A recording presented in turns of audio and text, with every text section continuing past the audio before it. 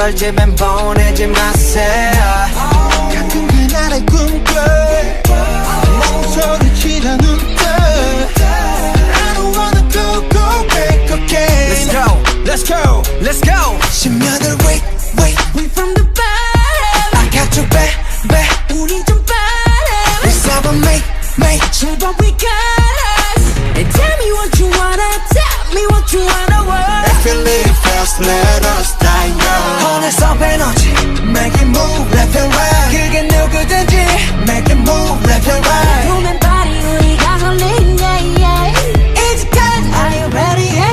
Okay, let's go Run bulletproof run Yeah you got it run bulletproof run Yeah you got it run bulletproof run Yeah you got it run bulletproof run Okay, let's go 내가 말했어 너는 거기 비가 새던 작업실에서 가스줄을 까면 신사랑이나 하메라 재밌던 것만 성공하면 나를 뒤져서 방탄의 성공 유나도 몰라도 당시 어디서 우리들이 모두 세파적이 달린 거지 뭐라던 달린 거지 답은 여기서 We all got it 지쳐 got it good music Hey, Happy New Year. Oh my goodness, who's here? Hello. It's been a while since I've done this. I forgot. Now, if you're hearing an echo in my office, it's because it's almost empty. So I have Happy New Year, everybody. Happy New Year. This is 2026. Wow. 2026. And I'm starting the year off with some changes. Hello, Bet from Vancouver. Thank you for joining so early. Some updates here as you hear the echo. Yeah, packed up my office, except for things that need to show on camera. The turtle. This was given to me by a former client, I want to say. And isn't it beautiful? Yeah, that's the turtle. Hello, Ingrid. Happy New Year. And then just all my books are gone.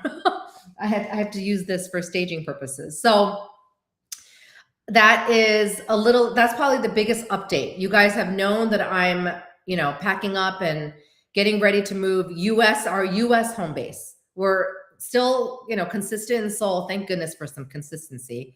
So same place in Seoul, but with transitioning with kids in the house to empty nesting. Good morning, Linda, Mandy from New Jersey, Sophie. Oh, ooh, TK Lounge and Istom. Oh, you're going back. I'm sure you had a good time in Miami. Yeah, I got to really visit you in Nepal. I was just talking about moving. And so I think I've remained pretty good. This is a lot, actually, to tell you the truth. Moving our USA home base, not currently, just packing things up to get ready to transition. I'm sure some of you have been through it where you sell your home because it's time to move on. It's been 20 years. It'll be 20 years this year. And I'm actually surprisingly okay because as I'm packing, I'm just kind of in like work mode, right? Processing, moving on. But I think it's a little sad, of course, moving on. And we don't have to. Like, we made this decision to transition to be closer to my extended family. So for 20 years, just so you guys know, almost 20 years, my husband and I and my family, 4 kids, we lived pretty far from our closest family, like 4.5 hours. We were by ourselves. So I raised 4 kids with, of course, my parents coming to help when they need to. But I moved away from them for my husband's job and just, and where we wanted to live made sense with quality of life with a big family. And we loved where we lived. So North Carolina has been our home for almost 20 years. But we will move back to the DC area. That's where my extended family is, my family. My kids were there at one point. They're moving on. Now they're working. And then I have tons of family and friends there. And also my daughter's getting married. So that is hello from the UK. Hi, Vera. Just talking about transitions. And so probably you're going to see some content on transitions and how to handle that because I'm going to be doing my best to get through. But 2026 is a huge year. I have some show and tell. This is my daughter's save the date for her wedding. It went out probably, when did it go out? I think last week, but it's official. So she'll be getting married later this year. And so that like we will be going back to our home base in the Washington, D.C. area, which makes sense. And just, so before we head to Korea, by the way, today's January 10th. Yeah, I head to Korea in 10 days.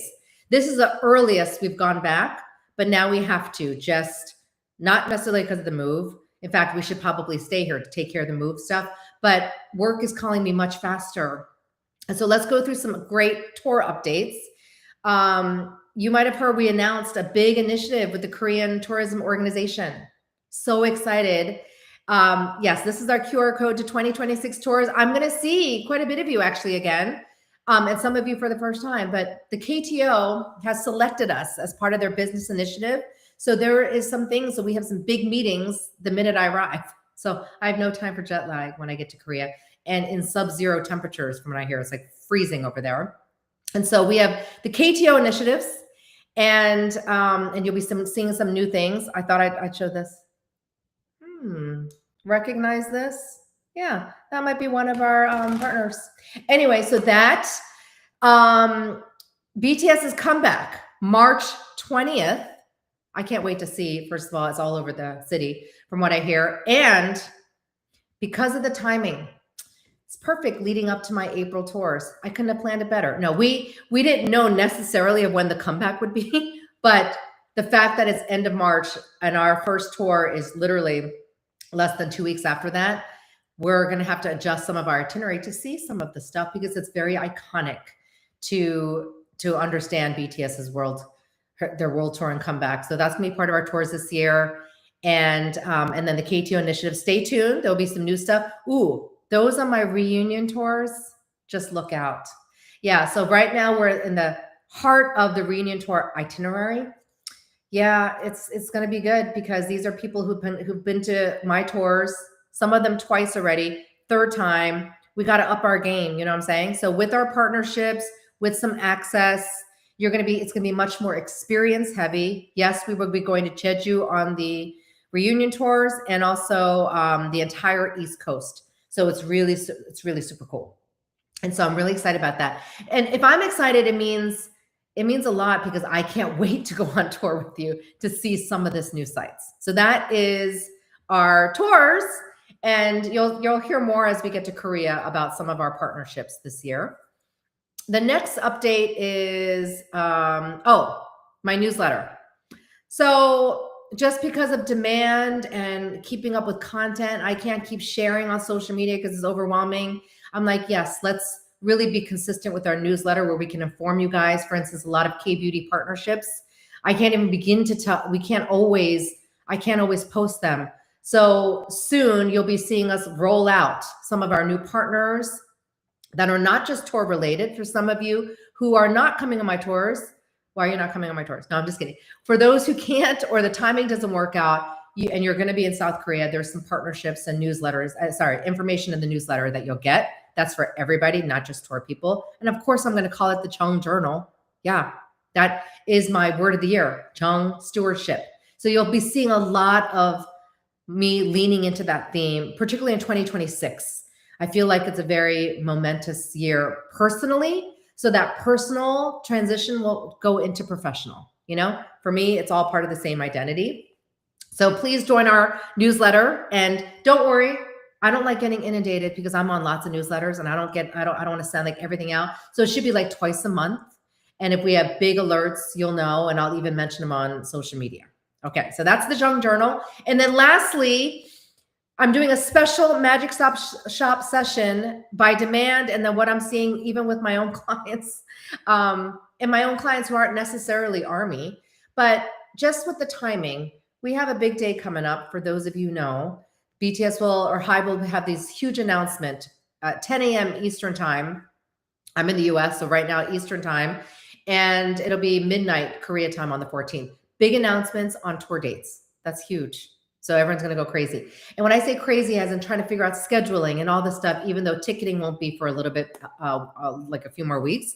But I wanted to do a session, and I think you guys know this by now, but if I want to do a session, it really has to do with what I see, what people are needing, my community is needing, but also me, what I'm needing. So we're going to do, I really mean it. It's going to be like group therapy.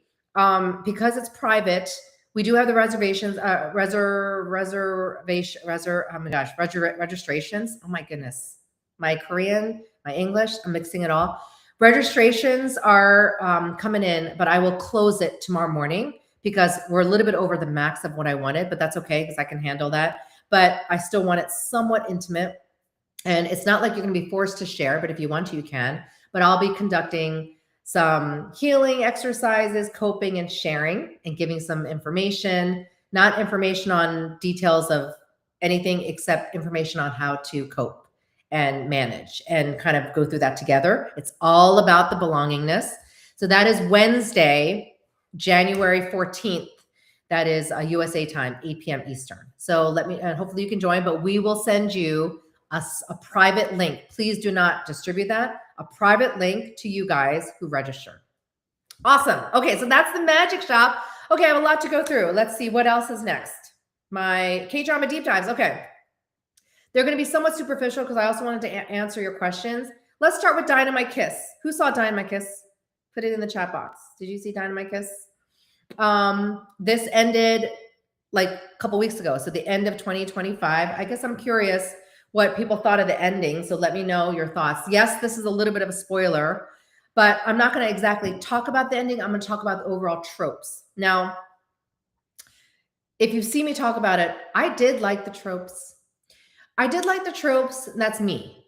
And yes, sometimes it can get tropey, but actually that's what K-dramas do pretty well. And if you look back at some of their classic older K-dramas from like 2000 to like 2012, which I think I still go to some of those because they're beautiful, beautiful K-dramas.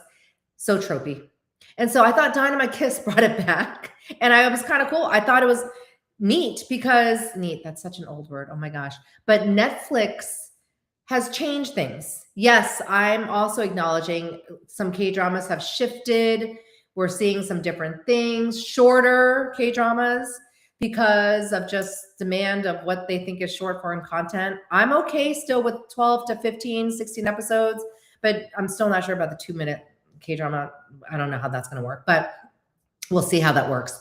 But I like the fact that it showed the typical tropes that you kind of knew. And then, yes, they brought back in a classic trope. Here's the spoiler alert, amnesia. Now, I will admit, as I was watching going, oh my goodness, really? They're bringing back the amnesia thing? Okay, so they brought that back. But I thought, they haven't done that in a while, so I'm okay with it. It's a fun show. It was light. It was cute.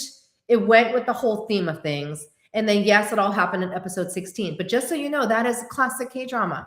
They have always done that. That was always kind of like a critique to how they try to resolve everything in the last episode, but that's how they did it since 2000 to 2009 to 2000. That is what they do. So I thought they brought that style back. Nothing's changed, so totally get it. Yeah, Christmas was hard to watch. I think I only finished it. Didn't like the ending. Yeah, most people didn't seem to like the ending. But for me, it just was, that's it. Well, I know why also they fast forwarded. So I was a little like, what just happened? So maybe that, but then what I liked was, I always try to look at what I liked. Wow, they don't really show a lot of people in the future having a family. That Marry My Children maybe might have been, besides When Life Gives You Tangerines, where you see the family and the like the actual core couple, besides the romance, seeing them having kids. Marry My Husband was the last one I saw, and they didn't really fast forward too much. But Dynamite Kiss, yeah, they definitely fast forwarded like a few years and having kids. So I thought that was cool. So that's just me. Yeah, of course they crammed it in one episode. Like maybe in the next, in the last like 40 minutes, you were like, what is going on? I also felt the same way. But in the end, yes, that was just so tropey, and they kind of went with the flow with that. So I just saw it as light, and it made my top 10 list because at the time it's what I needed.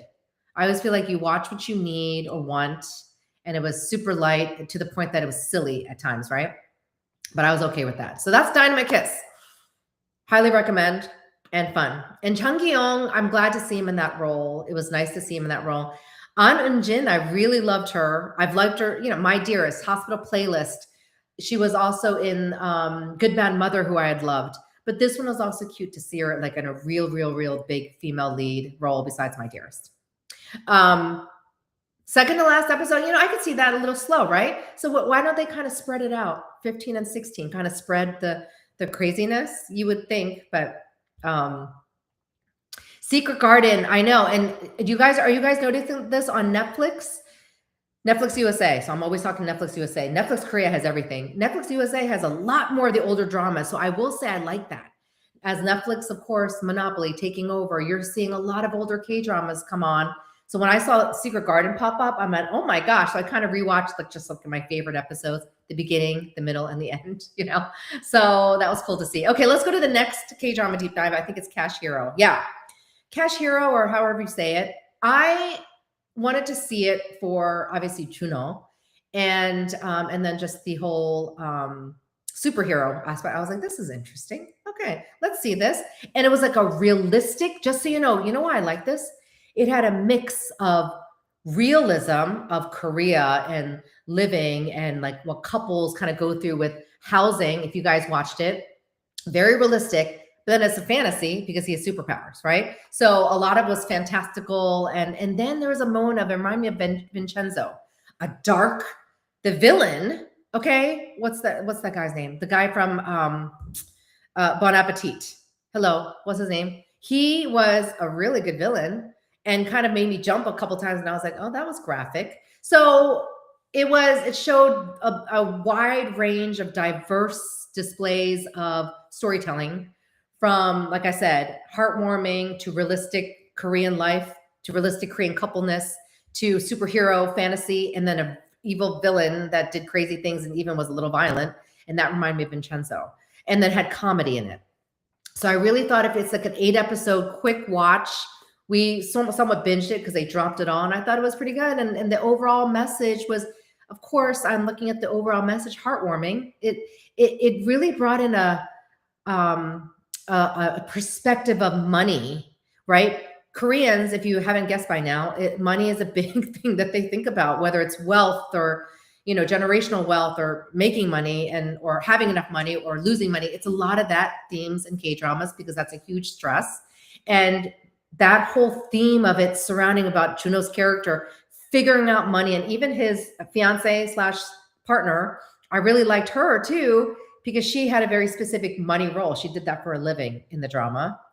And so she kind of had her own development, and I really liked her involvement. So I really love the overall heartwarming message. And then there's this really powerful scene, which I won't share, that of course, classic K-drama, that I'm like, oh, of course they did this scene on the very last episode, but very heartwarming to show. And now some people might say this, oh, how realistic is that ending scene? Which I'm kind of being vague because I don't want to tell you too much, where the community comes in and participates with Juno's kind of last fight scene. And so I'm kind of hinting what it is, but I really liked it because even if in real life something doesn't happen, I always say this, maybe things aren't realistic in K-dramas, like the scenarios, but like I said, the emotions and the characters' experiences with the emotions are totally real. So when you see Juno's face, the character's face, when he sees what's happening as the community supports them, there's the belongingness, there's the Jeong. I thought, oh, that is a really heartwarming message that kind of surrounded money. So really that kind of clinched it. I was watching it, really enjoying it. I thought it was a really light watch too overall, except those dark violent scenes with the villain. He played a very good villain, by the way.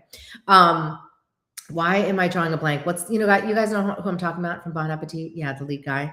And then highly recommend that too. Quick watch, 8 episodes. You're noticing it's either 8, 6, 8, 12, 16. We're not going to see any more 20 episodes unless it's on KBS or SBS. And you do see those, but they're shortening episodes. So we just have to get used to that because that is the new format.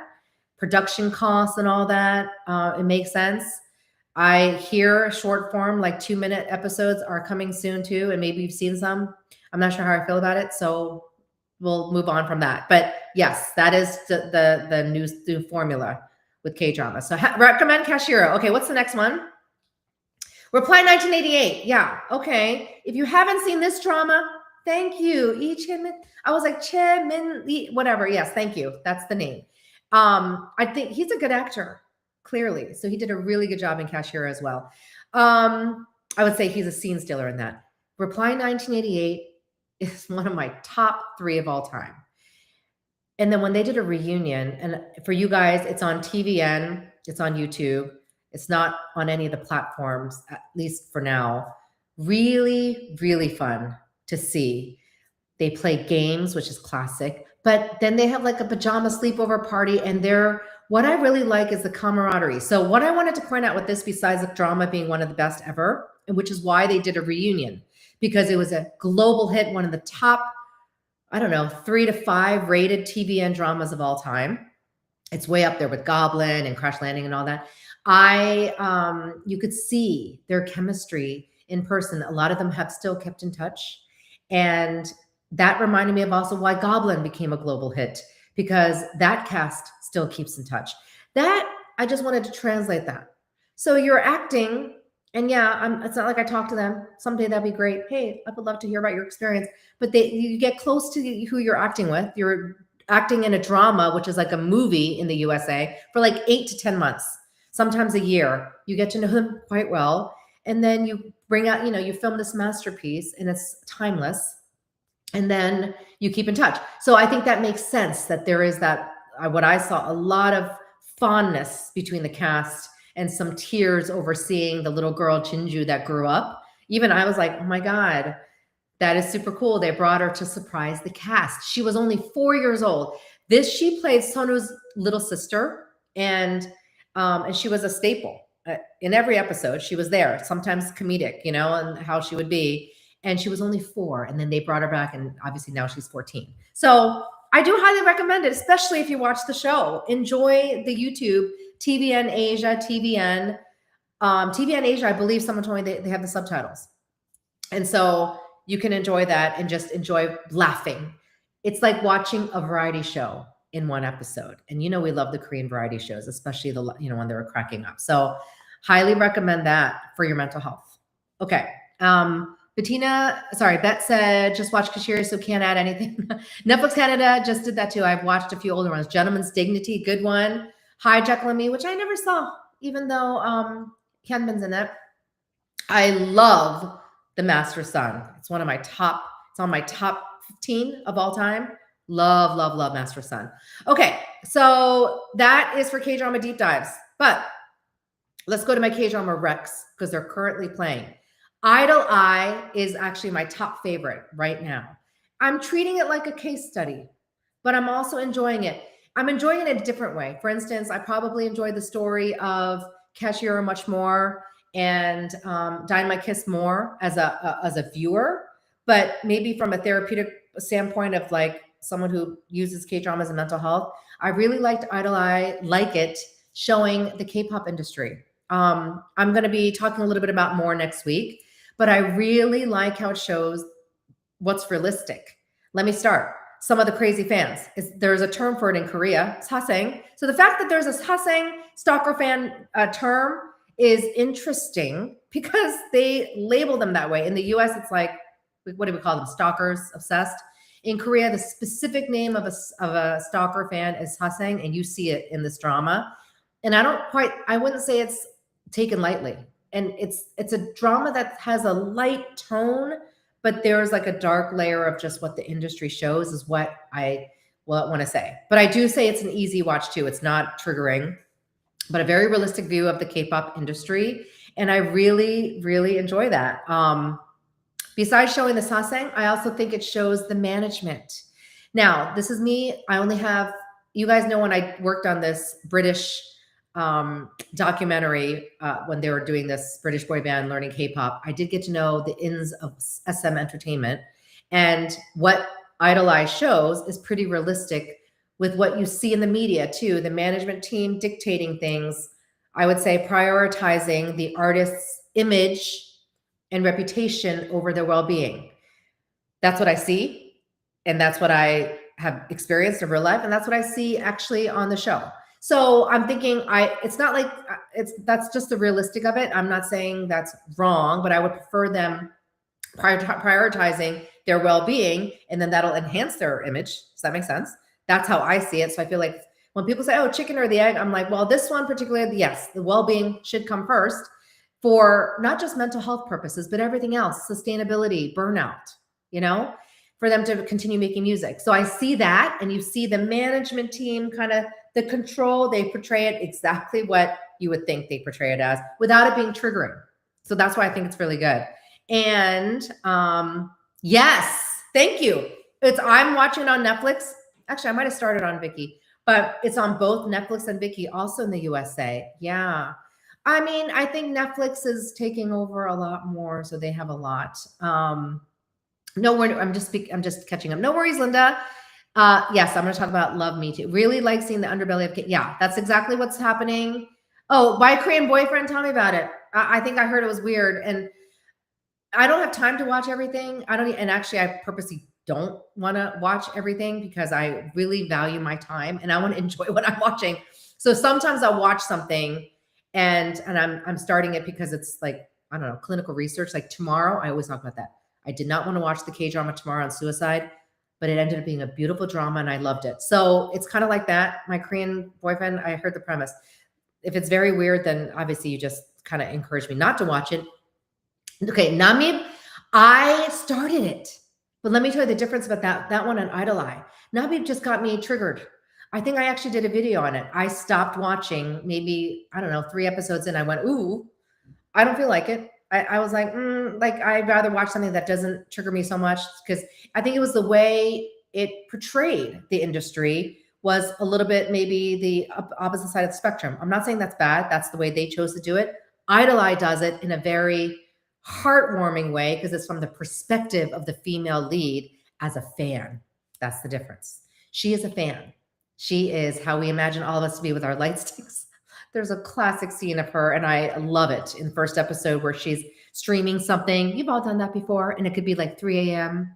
on Korea time, and you're watching something and you're so excited, and you have your light sticks, and she's in her pajamas, but she's like a hard-ass lawyer by day. I think that's the difference. It's showing her perspective of trying to figure her idol out, her artist out. By the way, I don't like the term idol too. That's another thing. I should talk about that. Never like the term idol. Hello, language in mental health. It's like saying, that's why we say in mental health, we rephrase things. When people say, yeah, I'm autistic, we actually say you have autism. You know, we don't say I am cancer. You don't say that. You say, I have cancer. So we do the same thing in the US. We do the same thing in our field. Same thing with idol. You start calling somebody like that, that's how you see them. So I've never liked that term. So artist is what I tend to say, or actor, singer, songwriter. Just that's the language. Language is very powerful when it comes to mental health and imagery and, visualization. So anyway, she's such a fan. And so I kind of gave you the premise, but again, very different perspective. It's from her perspective, and you see a lot of emotions. Tell me, can you imagine what it's like when you're representing the person you love, your favorite artist? That's like, oh my gosh, it's like, wow, RM saying to me, hey, by the way, could you be my therapist? I probably would have to say no, because it would be too much emotionally, but it's like that. And so you see her navigate that, which I also think is very unique. That's Idol Eye. Seriously. Oh, from Korean boyfriend. Yeah. I don't know why they did that. Anyways, maybe it obviously is for, it's what do you call it? Entertainment, again, some of the things too, I understand some of their choices. They have to, some people want to watch that, and again, if you enjoy it, that's great. But that's why I tend to watch variety shows less. I do watch the funny ones, the cooking ones in Korea. But it matters to my well-being because I have to take care of myself, right? Okay, let's go to highly recommend Idol Eye. I'll be talking about more. I think they have like a few more episodes. Shirley tomorrow. I'm also watching this. I'm almost done. All episodes have dropped. I am on the last couple episodes. Now, this is a slower watch. You're kind of like, I think maybe halfway through, my husband and I are like, oh my gosh, like move on already. But then again, as some K-dramas do, take their time. But there's a lot of nuances in it. I really like how they tackled Park Seo-joon's character and his relationship to alcohol. I won't say too much, but I thought that was kind of really well done and appropriate. Wasn't so off going from a therapist, me going, oh my gosh, that's so wrong. No, they did a good job with that. and him talking about it and him staying sober, and just so you know, her support and their relationship. Some people say they don't have chemistry. I think I would say there's other couples out there in K-drama like Dynamite Kiss where the chemistry is hot, different chemistry, but still, I think Park Seo-joon's character is so different. You see him playing the CEO role. Fight for My Way was one that he didn't play, the rich chaebol, but this one also as well. So I kind of welcome this kind of character shift, and I think he's doing a good job. Every time we watch it, we're like, he's such a good guy. He's such a good character. It's good to see those. They do exist. So it's like seeing his boyfriend material, and then also her, and she's a very interesting character. I think she's very interesting, and I love her relationship with her sister. So things like that, heartwarming when I see her relationship with EL, the character, the actress. Love her character, EL's character in this. I overall highly recommend the show too. All good. Welcome. I'm just doing K-Drama Rex. I haven't even got to questions yet. And obviously we post this on YouTube. So Shirley Tomorrow, I recommend. I'm also watching Love Me, but I just started it. So really don't have too much opinions about it too much, but I'll talk about it in a second later because someone asked a question. But so far, definitely different tone, heavier, but I already started crying in the first episode. But the actress, and then the guy that I don't really know of him too well, I think he's really good. And I think I see their chemistry. You have 2 episodes to go, but I keep watching it because of the male lead. Yeah, because it's slow.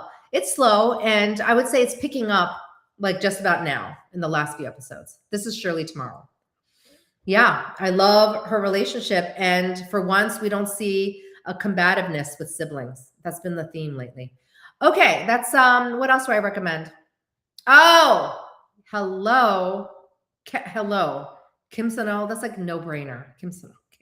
I am really, really considering doing a watch party for their first show because I love him so much. And I have not seen him, as we all haven't, in a lead role in like a rom-com since 2021's Hometown Cha-Cha-Cha. So I really believe that we need to have a watch party. So stay tuned for that. Let me know. I think it'll premiere this Friday, January 16th. USA time would be probably morning, but I'll probably do it at night on a Friday night. So we could, after work, watch it. But I just feel like it warrants it, and just watch it together. Like I'm super giddy. I love the actress as well. Can't quite tell the chemistry just from the first glance, but it doesn't matter. If you like an actor, you like an actress, you want to watch, I can already tell I'm going to absolutely love his character. I mean, we're talking someone who translates. I have met a real life translator. She does all the fan meets, by the way. Absolutely adorable. And her philosophy is very similar to Kim Sun-ho's character of it's not just translating. You know what I'm talking about. I have met some people who are like, oh, Jeannie, I can translate your presentation into Korean because it's hard for me to do clinical language in Korean. I was like, yeah, but you don't even understand a lick of mental health language. I kind of said that to that person and they were like, yeah, I'm just translating. I go, nope, there's a difference. When you're actually translating, I'm talking mental health language, if you're actually translating someone's conversation, someone's persona, like they're showing here, and in real life, I've seen a real life translator do that, translate so beautifully and capturing what the speaker or singer is saying. That, my friends, is powerful. And I've met this one translator in Korea who I've gotten close to, who does that for the K-pop stars and actors and really captures the essence of who they are. And that's her philosophy. And that's this. So I really see a depth to this. Yes, I love Kim Sun-ho, but it's really about the depth of the story. So I know he chooses good roles and he's a brilliant actor. So I'm already recommending it without seeing it. Okay. So, cause I know him and I know that it's going to, I think it's just going to do well because it's him. Let's see here. Super excited. Yeah. And then, as an author, choosing my translators are so important. There's a voice. Ooh, thanks for sharing that. Oh yeah, Run On. Yes, Run On does too. Oh yeah, they do a pretty good job with that too, as well. But this one, I think, because it's surrounding. Oh yeah, that was her job.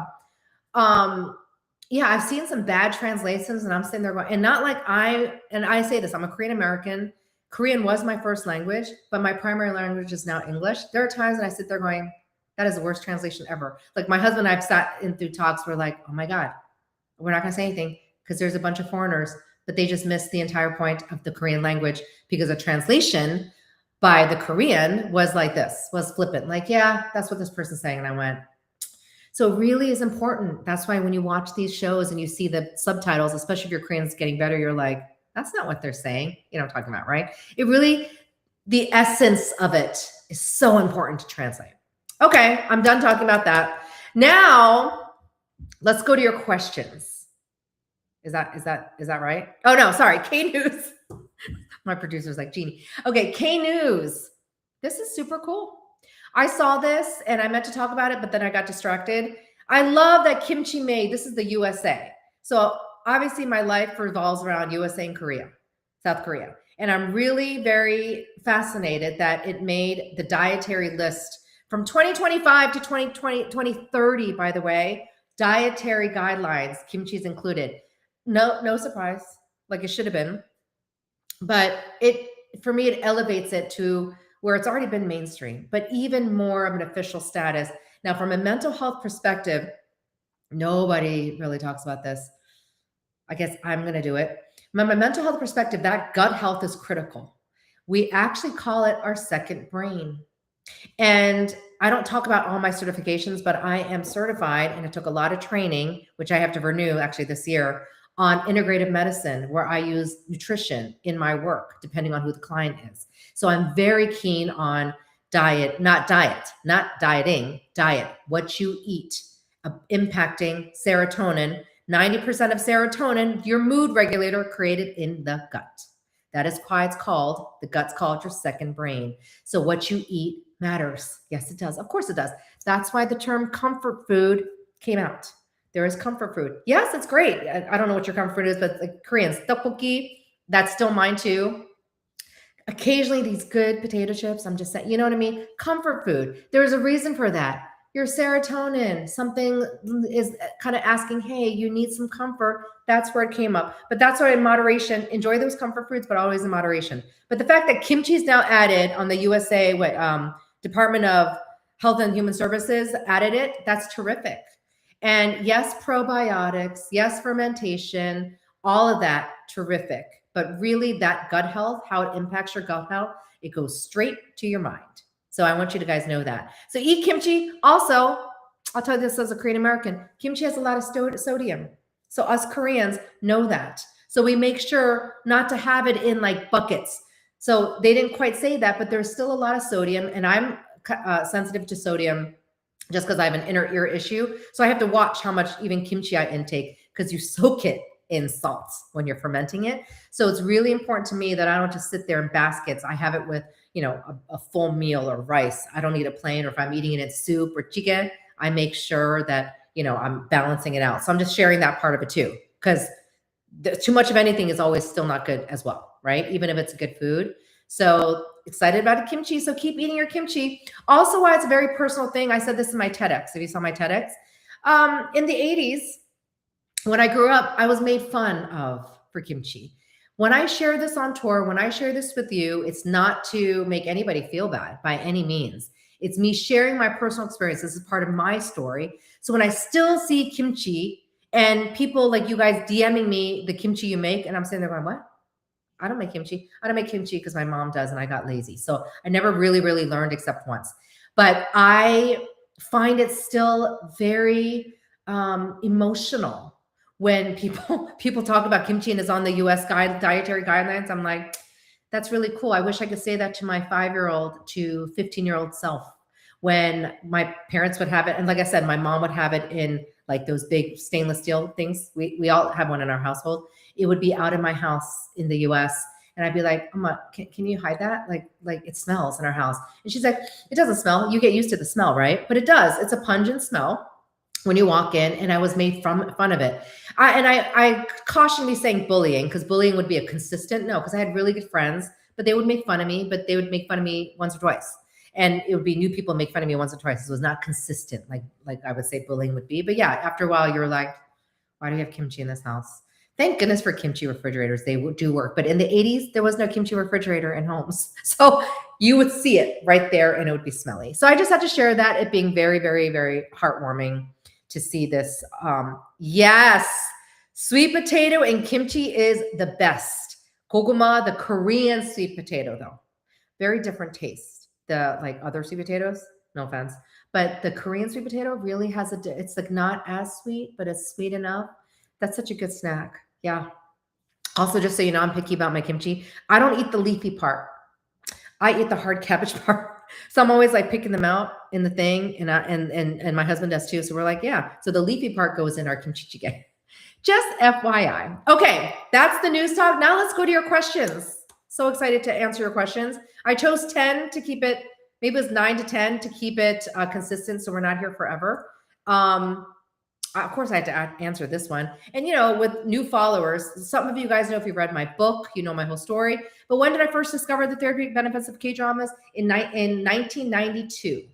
That is the non-clinical answer. Meaning when I was 18 years old in 1992 and I saw my first modern K-drama called Jealousy. In Korean, it's called Chultu. You've known the story if you've read my book, and I talk about it all the time. I saw it in a Yonsei University dorm where I was attending a summer program for the summer, right before my freshman year at NYU. Changed my life. That summer was probably one of the best summers of my life. I still remember it like yesterday, going, oh, so cool. Getting to spend and be in the dorms of Yonsei for 5 weeks.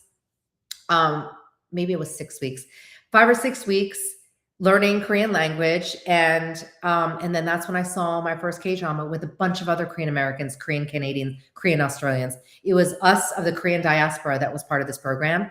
And we were all like, what is that? I remember I was like, you guys, what is this show?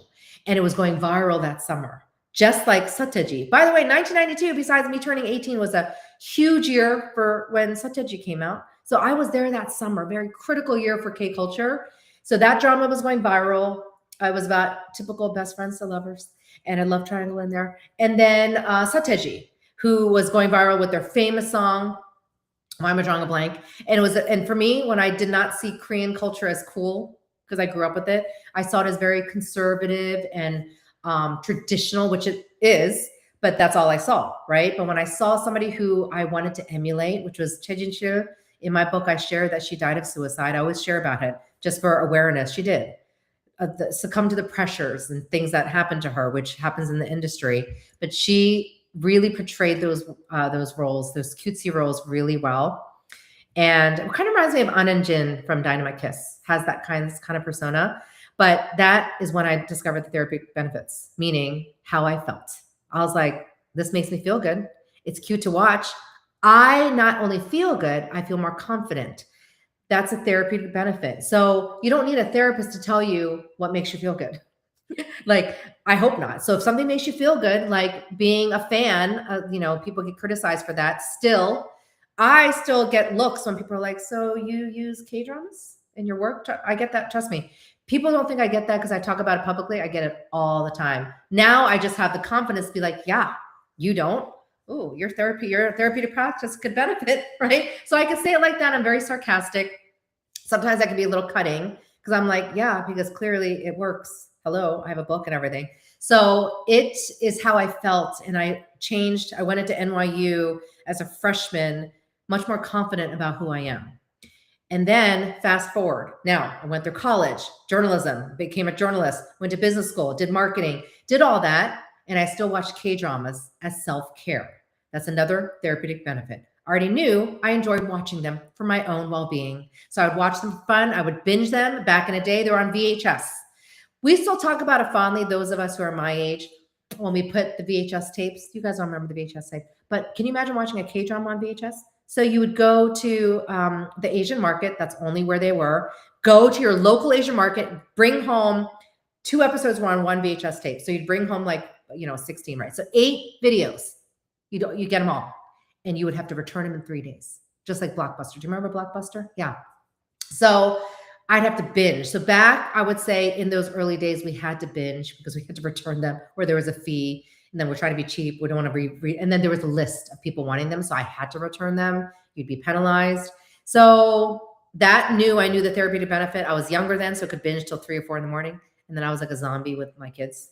But it enhanced my life and made me, I would say, a better mother just because I enjoyed resting from motherhood. So I was a, mom with 4 kids, and I was sitting there going, okay, this is the 10th time my kid did this. And then I can't wait to watch this K-drama at night. And so that was a huge therapeutic benefit. And that was around the time when I went, this would be just, I didn't go, oh, I'm going to be a therapist one day. I just went, gosh, there's so many good benefits to this. So I remember thinking that. But when I became a therapist or when I was in graduate school is when I went, I want to bring in K-dramas. It makes sense. But I really didn't bring it in to probably when I launched my private practice in 2017. I remember telling a colleague who I really respect, and she is a huge lover of K-dramas, but literally went, don't do that. No, that's embarrassing to your practice to bring in K-dramas. Because I go, I think I'm going to bring in K-dramas into my work. And I remember her going, no, don't do that, Jeannie. And I remember going, maybe I shouldn't. That was 2017. But in my next talk, I did in 2017. In live talk, brought in Boys Over Flowers. The rest is history. Hi, Lisa. So the therapeutic benefit, you guys can list them all. You don't need me to tell you. If it makes you feel good, helps you relax, escape a moment to go back to your life. Don't escape in K-dramas, always in moderation, but watch them and go, oh, that was such a good reprieve. Now I can go back and, go and face work. Oh, I'm so glad I watched this workplace K-drama. It made me, give me some hope. I'll keep that hope alive. Does that make sense? So those are the therapeutic benefits. It also helps you cry, right? Like when I cry less over being sad. I cry because they're so heartwarming. I'm like, oh my gosh, that's so good. That's so therapeutic. We don't cry like that in real life. I tend to see a lot more crying because I'm a therapist, but it's not like I do that. I get to do it on a screen in my family room or in bed with with watching going, oh, it's so touching. You need those emotions. And even those angry emotions, you need to see them displayed because it helps you get that out. Externalization. You've heard me say that. Those English subtitles, no, I would say 40% of them had subtitles. Yeah, 40% back then, actually, my Korean was better back then. Maybe because I was raising kids and I taught my kids Korean early on. So we did watch it without the subtitles like most of the time. But then some of the modern ones, like I think I remember Full House, like Secret Garden. No, Secret Garden was later. What it was after Full House? My Lovely Samsun. I think I remember that being on subtitles. So, but yes, not a lot of them were on subtitles. Yeah. Okay. So that's that. Sorry, it took so long to answer. I could go forever. That's why I wrote a book on this. What is the next question? Any suggestions for a K-drama about starting over in life? I'm going to do a reel on this because it's such a good, there's many. What comes to mind is Dr. Cha. She started late in life and went to med school. I actually see that a lot in real life. I do kind of counsel those folks because they were kind of in corporate settings and decide they're going to switch over to entrepreneurship. So I worked out with I myself have switched over too. So you can start over anytime. I know somebody who got their PhD, I talked about this, at age 65. And she started when she was like 59. Never too late. And these days, retirement is loose. It could be you're retired from one career, but you could do something else like my husband's doing. So Dr. Cha is one of them. There's so many. Dr. Slump.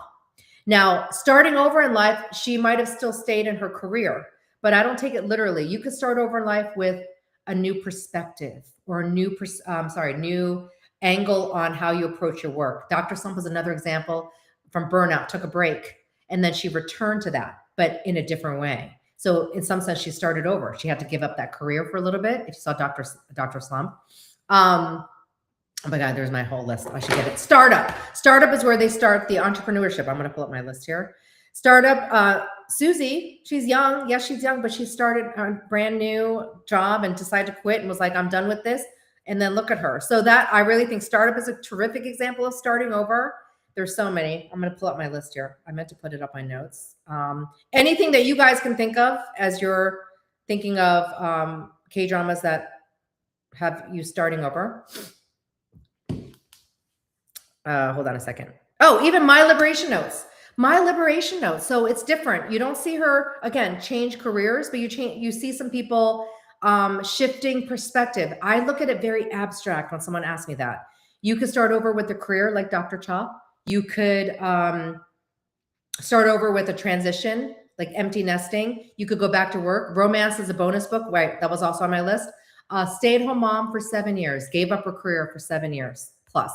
Actually, I kind of fell in that as well. I still went to graduate school in between, but she had to start over, went into a brand new field, and that's starting over after post-divorce. Romance is a Bonus book is a really good one. I really like that one too. So there's many different angles to that. There's one where literally you're an empty nester and you decide to start over with your marriage. That is My Unfamiliar Family. That was also on my list. Nobody really talks about that much. It's a little heavier of a drama. I think it's 20 episodes. It's not on Netflix like it used to be. It might be on Viki now. Talks about someone who's like, I've been married to you for a long time, but I don't see why. And that happens after they raise their kids, kind of lost sight of the actual couple or their spouse. And not so much this one, they still had, well, I don't know if their love was still there, but it was like, I don't know who you are. Let's graduate from marriage. There was a whole term for that. Toron, graduate from marriage. That is also starting over. So kind of going their separate ways. And I won't talk about how it ends, but separate ways and trying to figure out in later in life. I think she was in her 50s, late 50s, early 60s. Hey, who am I now? We always have those. So there's many portrayals of that. I can list more. Thank you. Typhoon Family is also on my list. See, this is where I need you guys. Typhoon Family, totally starting over. And this is a whole office, a whole business starting from scratch. A lot of people these days, post-pandemic, during the pandemic, have had to start over or even pivoted careers. So there's many reasons why people start over. But when people say that or come into therapy for that, I'm like, I guess I have a different perspective going, okay, you can start over. Like it may be harder, maybe, depending on what you want to do. But I've seen stuff now. I've seen it all. Like I said, someone in their 60s getting a PhD. You know how hard it is to get a PhD? Yeah. And doing all that in medical, in the medical field, to starting over at 60. I've seen that too, to starting over at 30, which was kind of me, And yes, by the way, back then, even when I was in my early 30s, when was that? 2000 something? I was the oldest one in grad school. Times have changed like so quickly. They were like, oh, you're like 32 and you're in therapy school. And I remember going, yeah, and I'm a mom. They're like, oh my gosh. Because I was with like 25 years old, 23-year-olds. And so funny now. Dude, I was young in my 30s getting my master's, but my second master's, but now it's like anybody can get it. Like I have considered stuff too, going back to school for certain things. Recipe for Farewell. Is that the one on Viki? That sad one? I don't think I saw that one. But yeah, see, there's so many. List them here. I can't pull up my list. I had a list that I was going to do. I'll do a reel on it. But I had so many on that list of starting over. There's so many. There's a historical drama too. But yes, I will recommend it to you. But again, do you see my different angles on starting over in life? It could be family, professional, perspective. Oh, my liberation notes also showed the brother starting over as a career, but also his perspective. That's such a good drama. Okay, let's go on to the second one, or the third question. How to not be stressed. By the way, this was like 50,000 questions, but this is the one I'll show. How to not be stressed about getting BTS comeback tour tickets. First of all, let me answer that. There is no way not to be stressed about it. You will be stressed, period. If you're not, then I would think, well, okay, that's weird. And stress doesn't necessarily mean bad. Anxiety can be good and bad. I have anxiety right before I give a talk, but that's good anxiety. I'm about to give a talk. I love doing it. But yeah, before I go, I'm like so nervous, So that kind of thing, the stress is there. So many what if questions. I will have a magic shop session on this coming Wednesday, January 14th. And I'm really excited about that because I love doing group sessions. That's why I love talking in front of people. The more, the merrier. The only time I get intimidated, if it's like, I think one time I saw 1,800 people on a live stream. That was like 2 years ago or something. I was like, oh my gosh, that's a lot of people on a live stream. But I love talking in groups. I'm a family therapist. So even if I see one client, I'll bring in your sister, mom, brother, dad, spouse. So we'll talk about it as a group. You guys will be there. The belongingness is to foster less loneliness. Everybody's feeling the same.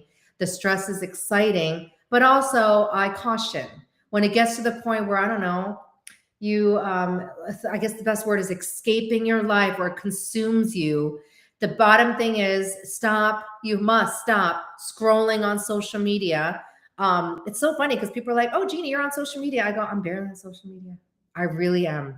I'm on social media to post for you guys, to do stories and all this stuff. I see some posts. I'll read the news. I'm a news junkie. But that is it. When I start seeing some of the same, I don't know, some of these things going viral, I'll watch some of them, and some of you guys will send it to me and I'll watch it. But if it doesn't do much for me emotionally, or I sense myself getting stressed, I stop.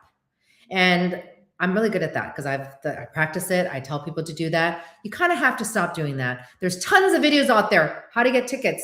I think everybody knows. So you guys know, I don't need to tell you, we're not going to talk about that. But I think it will be stressful because we're talking about a comeback of a lifetime, a huge comeback, probably the biggest comeback ever. And so I think it's really important just to acknowledge that, sit with that, and be like, I'm excited though, and just go with it. You cannot live in the future.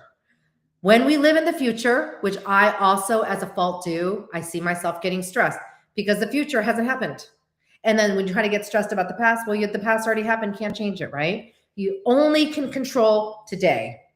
And so today is, you will find out this coming Tuesday, the tour dates. There you go. And when ticketing starts, that is good, period. And then you go to the next day, right? Then as you do that and you live in the what is, I've said this many times, my clients are so sick of hearing it, but I'm like, the what is, that's what you know. You're excited. You also can say, I'm nervous. I also will have FOMO if I don't go to 10 cities. You can have your own goals. Also budget. I shouldn't be telling you this budget, but I have some, clients that I'm like, do you have a budget? Like you should maybe plan your budget. That way you don't get stressed. You can go, this is what I will allocate. I think that's practical with something like BTS's comeback. So we'll talk more about that magic session, but the quick answer is how to not be stressed. No, it's not about asking how to not be stressed. It's how to manage your stress because we will be stressed and we will have to moderate that and make sure we manage that well. Okay. So, and stress is very realistic. It's a part of life. Let's go on to the next one. Are we drawn to certain K-drama types due to more positive or negative own experiences, feelings? Yes. Yes. I know some people, I myself too, like you guys know, if someone says to me, oh, you should be watching, what's this, the K-drama with the mental health coach or something. People said it was really good. If it has mental health in it, I most likely won't watch it.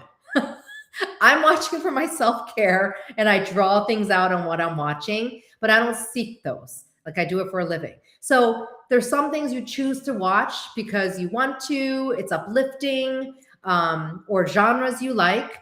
And then there's some things that are triggering. The minute you watch, you're like, ooh, why is that triggering me? Nami was a good example because I think it was like the harshness of a mom talking. Love my mom, but the harshness of that is how I grew up with the typical Korean upbringing. And I was like, okay, I heard that like for, 18 plus years, even now, still hear it. I'm moving on. So your own experiences, yes, negative too.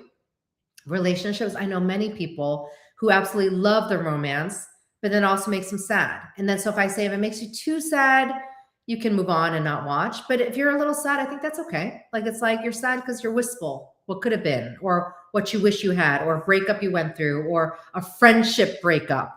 That's why I loved You and Everything Else. A friendship breakup is so realistic, probably much more realistic than even heartbreak. Heartbreak between a couple, romance. It's a lot of friendships can break up, even long-term friendships. So all that could be triggering. And like I said, you don't need a therapist to tell you if it's too triggering, you don't need to keep watching because there's only so much time you have and there's so much good content out there. You can always stop. So you're drawn to it and you're not drawn to it. There's some K-dramas you're like, I'm not, but I always am open-minded. Like I said, there's some dramas that I was like, I'm never going to watch that. It's like a high school drama. And that's like my top 10 of all time. I'm exaggerating. True Beauty is also on Netflix now. It's one of my favorites. But I refuse to watch it when everybody's watching it. I would say that. I'm like, why would I? No, True Beauty, kind of no. And then there's so many good things in that one. So your own experiences are another reason why there's a therapeutic aspect to Korean dramas. And not just, I talk about K-dramas, but there's other mediums. I make it very clear. There's even stories, books, reading books, which maybe we forgot to do sometimes, but there are also very therapeutic benefits to any kind of medium that you're watching and reading. So your experiences are what draw you to things and what not draw you to things. And please follow your gut if it makes sense, right? And sometimes it's healing to watch an experience that has nothing to do with you, like, I don't know, for instance, I don't know, like family conflict that you're like, oh, we haven't been through that. But then you get something else. Like you realize, wow, I guess I was harboring some resentment. I hear that all the time. Even myself going, oh, wow, is that why it's triggering? Because I said that to my kids. You know, kind of examining yourself is the best part of about what you watch, right? So hopefully that answered that question. And yes, both positive or negative. I talk about the therapeutic aspect, but I also make it clear there's some not therapeutic aspects. If there are some dramas that don't do well for you, again, you can stop watching. Oh, True Beauty. Yeah, it's so cute. But it's cute, but it has some deeper meaning behind it. Yeah. Okay, let's go on to the next one. Thoughts of the face slap often depicted in drama, workplace, or family scenarios. Does it still happen? No. Heck no. Okay, so that was a Dynamite Kiss. Yes, I should have brought that up. I was like, what the heck? That is for drama. That is for drama. K-drama. And that is for entertainment purposes. But if you saw that happen in a workplace, first of all, in Korea now too, yeah, there'd be like lawsuits and all this stuff and be make media, the person would get canceled. So no, it doesn't happen. And maybe someone had asked me, did it still happen? I do interview people because I did not ever work in corporate Korea. I work in Korea now, but for my own company, right? So very different. And people have said it didn't happen that dramatically like that, but kind of.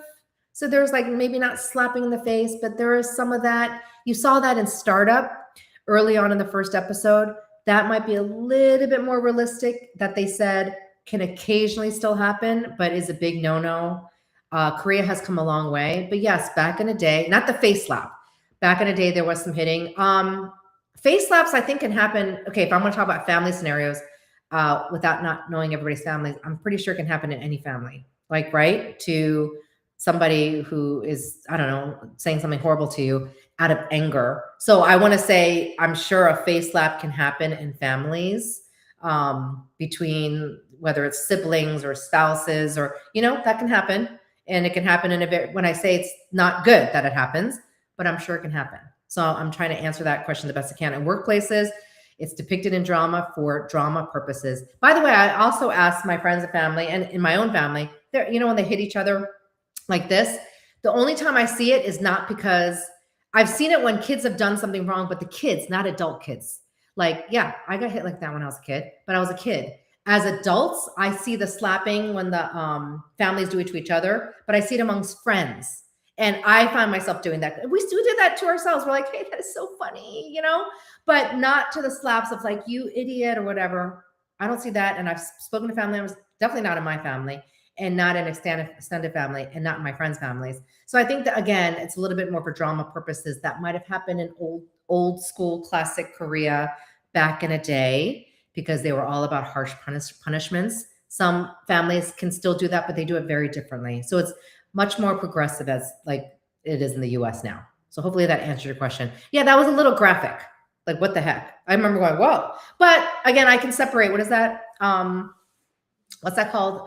Suspension of disbelief. You can kind of hold that. Shin kick. Yeah, I've seen the shin kick in dramas too. Was that also in Dynamite Kiss? Maybe so.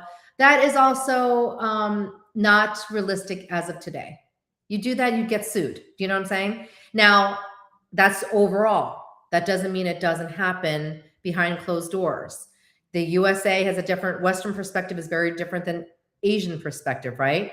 US has never really done that, but be a different level just because of culture. Asian culture, very different. So at one point, did you know there was even, like a ruler hit on the hand for elementary school kids? Let me bring that up. That was back in a day. My husband talks about it to this day. It's not like he was traumatized from that, but till he was age 10, he went to elementary school in Korea. He remembers the ruler slap. If you did something wrong, slap. That's like, oh my goodness. But I think back in the day in the US, a long time ago, they had that too. So now the short answer is no. That should not be happening. It's not realistic. It is for dramatic purposes only. And then, Koreans, they don't take that serious at all, because I guess they've seen it. It used to be done a long time ago, and they just take it as part of the show. Does that make sense? But it's more triggering for people like Europeans or, the people in the US, like, what the heck? What is that? So I can get that. But again, that's part of culture. You had that in grade 1. Oh, yeah. So yeah, that makes sense. So I was just thinking about your age. Yeah. So no, Jonathan still talks about that. He just talks about it casually, going, "Oh yeah, I think one time I didn't have my homework, and boom, right." So that was back in the day. So just think like that. Not anymore though. Okay. What's the next question? I've been a fan of South Korean K-drama since 2023. Why do my family and friends still not seem interested? I feel like I can only talk about this with other fans like me.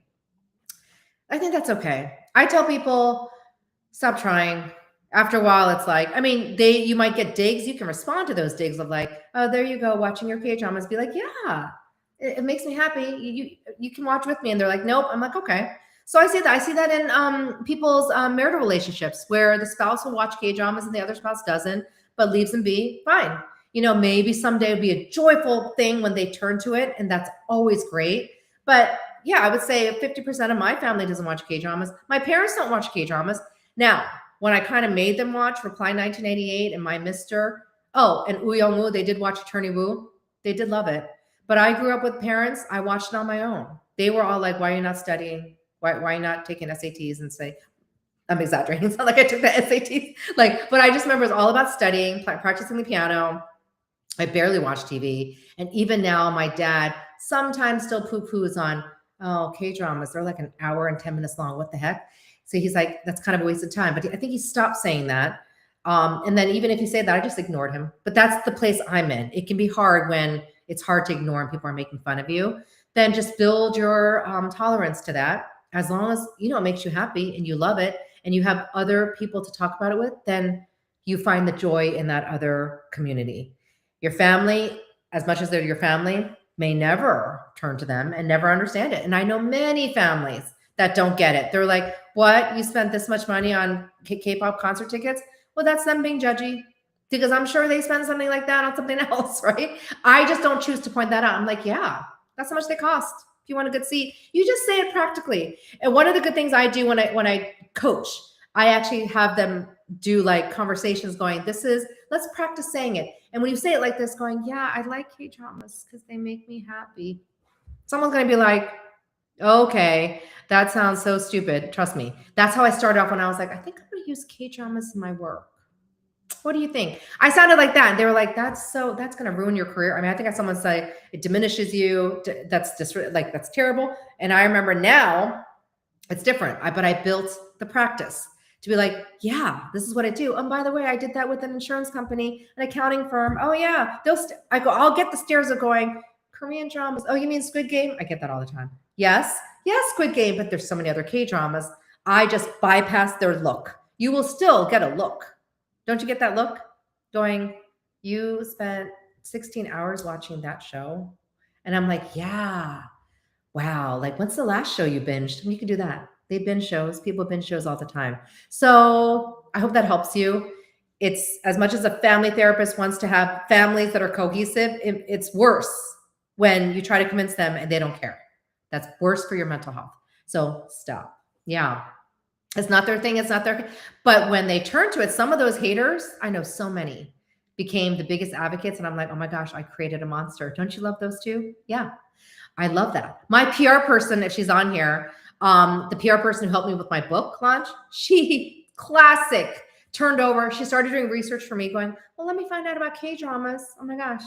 Like, yeah, like I said, I think I created a monster and now look at you. And then she turned to BTS, no surprise, but that's the blessing. That's fun. But I didn't try to even say to my PR person, you're promoting my book. You don't watch K-dramas. I just said, yes, this is what a Korean drama is, a Korean language TV show. This is what, and they were listening. And then she kind of just decided to do her research on her own. Okay. Eye rolls, I get it all the time.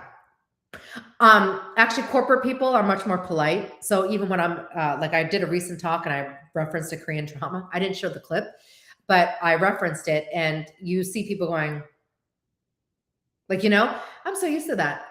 Sometimes I'll ignore. Sometimes I'll go, oh yeah, I see your face. Yeah, but I'm on that stage, so I can do that. It's very rewarding when you call them out, you know? All right, let's move on to the next one. Oh yeah. Thanks for bringing that up, Vera. Yes. Like when people go, you mean like Squid Game? I go, well, that is definitely a definition of a Korean drama, but That's like one genre of another genre of another. It's like so not. I do that, and I'm okay with explaining it, because then when they actually ask, well, what else do you recommend? I'm like, oh, I go, did you like Scum? They go, yeah, it's a little graphic. I go, oh, then maybe turn to this. So this opportunity for conversation. There's also much more acknowledgement behind kimchi and Korean food, but it used to be Korean barbecue. So now I'm like, people are like, oh yeah, Korean barbecue. I'm like, yes, but that's not really totally Korean food, right? The traditional cuisine has all this panchan. So even sometimes we talk about that. Oh, what did I think about As You Stood By? I loved As You Stood By. I almost thought about putting it on my top 10, but it's a little graphic. But it's definitely one of the dramas I really enjoyed watching. I binged it with my husband. One day we're like, not binged in one day, but maybe over 3-4 days in Korea. And I was like, this is really good. It was a thriller. And so that's why it kept going pretty fast. Graphic, very touched on a really good topic of interpartner violence, which exists. And they did it in a dramatic way with a twist. But why it was good, the title here is As You Stood By. I actually really like this title. In Korean is you killed somebody, or you killed. That's a little stronger of a title, but I talked about this once, that I thought it was domestic violence, domestic abuse, or even bullying, or even racism, just issues. People can turn a blind eye. I'm not saying that's you, but sometimes you see it and you're like, oh, well, it's none of my business. So that's what the drama addressed. Obviously, best friends stood up for each other and helped one another out, and kind of fought for their own justice, which was great, and that was very rewarding. But the people around that kind of knew what was going on, that's what they were implicating. That was my takeaway, showing how that silence and then turning a blind eye, going, oh yeah, I think that's what's happening, but it's in the home, it's none of our business, which is true. But I had to point something out as a therapist. Do you know there's laws? Each state has different laws, but they're pretty much similar. If you see abuse happening, child abuse, elder abuse, you can report it. Every citizen is required. What's not the word? Sorry. Not required. What is it? Expected, or almost like a citizen's duty to report that abuse. I do know people who turn a blind eye and go, oh, I'm sure someone else will take it, or maybe a cop will take care of that, or whatever. But you can call CPS in the U.S., Child Protective Services. You can call that in Korea. You have every citizen right. Okay, let me take out the Korea part. A Korean citizen, the laws are different there. But in the U.S., you can. And in fact, that's one of the things I say as a therapist. I want to share this. One of the ways to break confidentiality in therapy. That's it. Duty to report. My goodness, my English. It's like I think in Korean more now. So, gosh, gotta improve on that. But duty to report. Some states mandate you. Now, as a therapist, when I do my normal speech and like the therapy rules and the consent forms, one of them is, a couple of them is, by the way, if I see or hear or sense abuse, child, elder, I have every right to break your confidentiality. That what you say will not be secret. I will go straight to the authorities, and that's in my consent form. Everybody signs that, and that's the duty of a therapist. But we also, as citizens, have that. I'm sharing that because As You Stood By addresses that and what happens when you stay silent. They showed some scenarios that were tragic, right? And that tragedy, because I'm a therapist and maybe you've heard about it in real life, you see it on the news in real life. You hear about it in real life. That can happen when you're silent. And so it's a very in-depth drama, triggering. I did not put it on the top 10 because it's not something I'd recommend for your mental health, but really well done. So I do recommend, if you want to watch it, you can watch. Obligated, let me find out the word. It's probably a clinical word, but yeah, if you see it, particularly in the States, like on the street, you can say, hey, I'm going to call 911. You could do that. Or a sheriff's office. Totally. Even if you suspect something's happening next door, you're like, something's happening. You know what, sheriff office, something's happening next door. Can you remember? We do that, right? For neighbors. Yes, you can. So that's kind of what it does. And in the end, the girls took their life in their own hands, which also is a message of when they did that, something went awry. So it's a good drama. Good drama. Highly recommend. Okay, next one. I'm answering questions. Loving the different I think this is the last question. Okay. Loving the different generations and love me. So I just started Love Me because I wasn't quite in the mood for like the kind of what's the word? Dark or heavy one. Sorry, this is the second to last question, my producer tells me. But I started it because I heard good things and I do really like their chemistry already. So I want to say older women liking younger guys is not a trend. We've seen it in a lot of K-dramas. In fact, let's list them. Something in the Rain, classic. One of my all-time favorites is I Can Hear Your Voice, 2013 K-drama, also on Netflix. So I rewatched it recently. I'm like, I'm going to see the last 4 episodes because I love this K-drama. Actually, maybe that's why I'm a little more tired because I'm seeing these old K-dramas on there and I'm not counting them as watching. But I Can Hear Your Voice with Lee Bo-young, one of my favorites, actually. Jeong, they are in the drama and in real life 10 years apart. And it's said in the drama. She was a teenager. He was a middle school kid when they first met. Highly recommend that too. So it's not a trend. And in fact, the one in Love Me, I think it's not even that big of a distance. Now in Korea, it's also been a normal thing. I tend to see it more often than not. I want to see, it's not, I will say it's kind of like a normalized thing now, just like everywhere. So I don't think it's necessarily a trend. Maybe it's just it's emphasized more, but we've seen it in K-dramas. I'm trying to think of other K-dramas, but there's more where there's an older woman to a younger guy. I know there's more. Love Me. I like all the different stories. Yeah. Okay. So maybe on episode 2, I know. Even when I saw it and there was just like a cameo appearance by the mom, love the dad. I loved seeing that, the devotion. And that's why I got gripped in, because the grief and the trauma surrounding how that whole incident came about, with, I'm being vague because I want you guys to see it and not give spoilers. I love the dialogue around loneliness in the first episode. When I asked the question, I meant older love, not young and old together. Oh, that you asked that question, Bet? Okay. Well, okay, so it's more of a trend, older love as in the age. Well, thanks for clarifying that. Then yes, maybe it is a trend. Yeah, I'm seeing that because probably practical reasons. There's fabulous older actors, right? So I think that's part of it. Yes, thank you, Midnight. I knew there was a recent one that I saw, Midnight Romance and Hagwon. But the older age, yeah, I would say you see it in, gosh, this is why I take a second lead attorneys and Beyond the Bar. Yeah, that's right. Oh, that's older, younger. Maybe it is more of a trend of showing midlife romance, and deservedly so because they exist, right? So I can't answer that for sure if that is a trend, but in Korea, like it, I know there's a lot of second marriages, even in my own family. So I think maybe not trending, maybe always there, but maybe they're being highlighted. But I also think it has to do with practicality.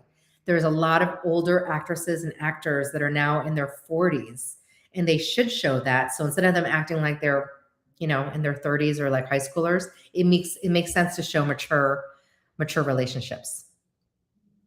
What's the other one in the last year? I'm trying to think. Even like Reply 1998, Sunwoo's mom and dad, that's older. So that was a 2015. So maybe they're just highlighting it more. Yeah, Encounter is another older lady, younger guy. Maybe they're just highlighting the generational age. So I'll take a look at, but I think that's great that you pointed that out. Okay, let's go to the last question. Yeah. Processing grief, concerns, and joy of marrying my daughter. All happened too fast. Her room is now empty. Love Take Two. Gosh, that is on my list, and I did not see that. I know who directed it. Numbing with K-dramas. So a couple things there. I definitely think K-dramas are great coping. Numbing, maybe, I don't know if you wanted to use that word. I'm not thrilled about numbing. Numbing is a trauma response. So maybe you just mean you're trying to cope with it, but don't watch too much to the point that you it blurs the line of real life. I do say that. I do always have to say that. I think it's rare, but I think a few times, I've said, I think you need to stop watching for now. I've said that to some people. Mhm. Because I sensed a little like, oh my goodness, you're kind of going over to that side where you don't even know realistic life. You got to live your own life. Totally fine to be processing grief through K dramas. Numbing, you want to be able to go through it. So it's hard. It's not easy. Grief is still to this day the hardest thing I've ever worked with. There's no, it could be doing fine and someone comes to see me 20 years later. I'm exaggerating. Maybe it was like 10 years later, but still, it's like, what? Really? It's hard. Grief can come back and hit you in the face. You're doing great for many years, right? So I get it. I am going through, I would say grief, empty nesting, but on a low scale. It's not consuming me really, but it did early on. But there are moments where it's like waves of it stronger, where I'm like, oh, honestly, I would say life was easier when all kids were in the house. It was, even if I was like more tired physically. But yeah, so I have my own grief. And then I wanted to share this, and I know why I wanted to make this the last question. I'm going through my own grief currently. I share with some of you, but we had a beloved golden doodle. You've probably seen me show pictures of him, adore him. We no longer have him. It's not because he has passed, it's because we had to rehome him. And I share this with my tour folks that I'm still grieving. This has happened, it's been 6 months now. It was worse during the holidays, as the holidays are. But we had to make that decision that we probably put off for a year, selfishly speaking, because we loved the doggy and wanted him. But we're in Korea, and we were in Korea in 2025. We did the math, like 80% of the year. We thought about taking the dog, but the life that he deserves is a suburban life, running around in a yard. You don't have that in Korea. We're also extremely busy in Korea. And even though here it's more doable in the US, the family members that, all loved him and adored him, they just couldn't take care of him in the sense of the attention they needed. My parents are young and active, but they're also medical missionaries. So they're traveling a lot. My mother has a terrible knee, which she's eventually going to work on, but she can't walk the dog. So when they were here, they took care of him, but it was like a temporary thing. And we knew that. But then the minute we realized our doggy, here's the therapist in me, was getting anxious. I went, and it wasn't like, rocket science. I went, this dog is getting anxious before we leave. He sees it. He sees me kind of getting more preoccupied before we leave. We're moving. And so that's what I'm grieving. But that hit me a lot. And it hit me recently.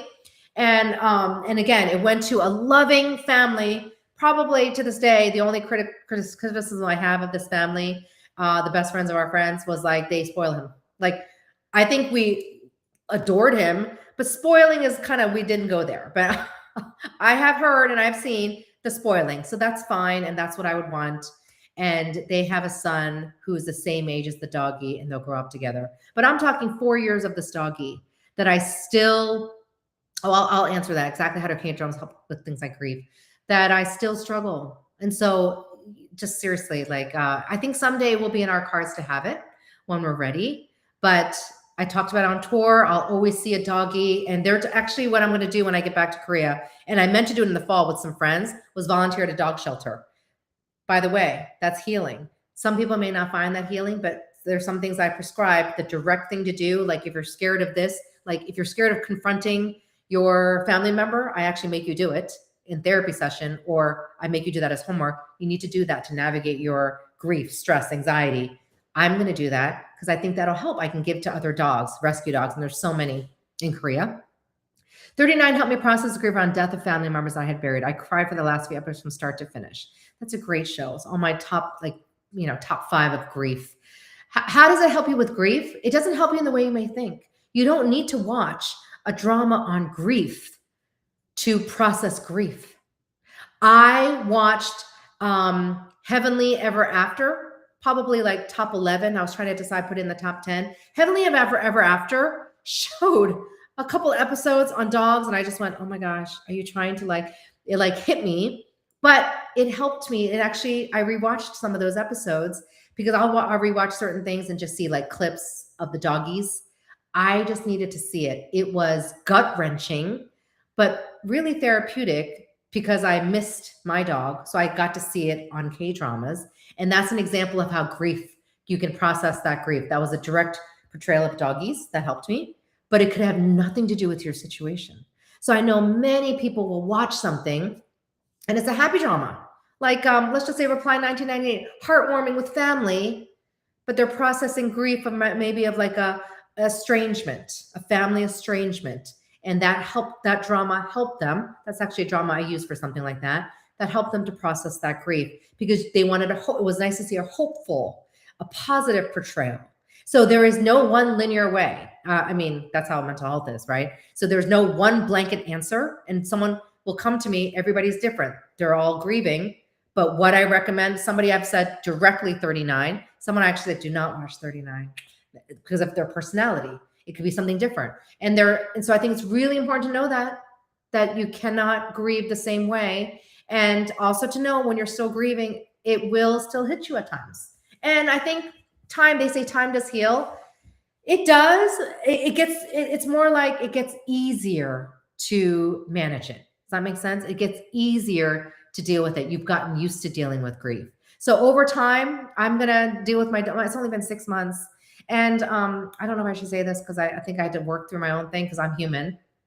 I was kind of irritated with the new owners because they want to keep a distance. So they wouldn't let us see him a second time. But I'm respecting that decision. It is their dog now, but it was our dog for 4 years. So that's just the human part of me. I went, well, it was kind of our dog for 4 years, So I had to, I'm still working through that. So that's me being human, but I love seeing any doggy video. So for me, it does. It's going to be in my future when we're ready. I even thought about having a tour dog. Do you know that I even thought about that? I said to my husband, I'm like, hey, what do you think about having a tour mascot and it's a doggy? And then he was like, okay, so most people like dogs, but not everybody might. So I was just like, darn it. All right. And then he's like, and then when I have to take the dog out, I was like, but it could be a small dog. That's what I was going through. Still there. And the dog was particularly attached to my husband. So it's interesting that I feel this way, but I was the one probably in some sense emotionally more attached, and he just adored my husband. And maybe I was the one who disciplined, you know what I mean? Gave him food, discipline, all that stuff. But that's my grief. And the grief will come. Like I still grieve when everybody's still in the house, my kids. I never thought I'd say that, by the way. I had 4 kids. I have 4 kids, still have 4 kids. I was always like, when are they going to go leave the house? Oh my goodness, I can't wait. You say that and then it comes and you're like, it's all right. It's not all that. Grass is not always greener. Oh, may I help you is a great one. Yes. Yeah, that's why you didn't see him. He is spoiled. In fact, they told me, I was a little like, what? He gained like 3 pounds in like a month.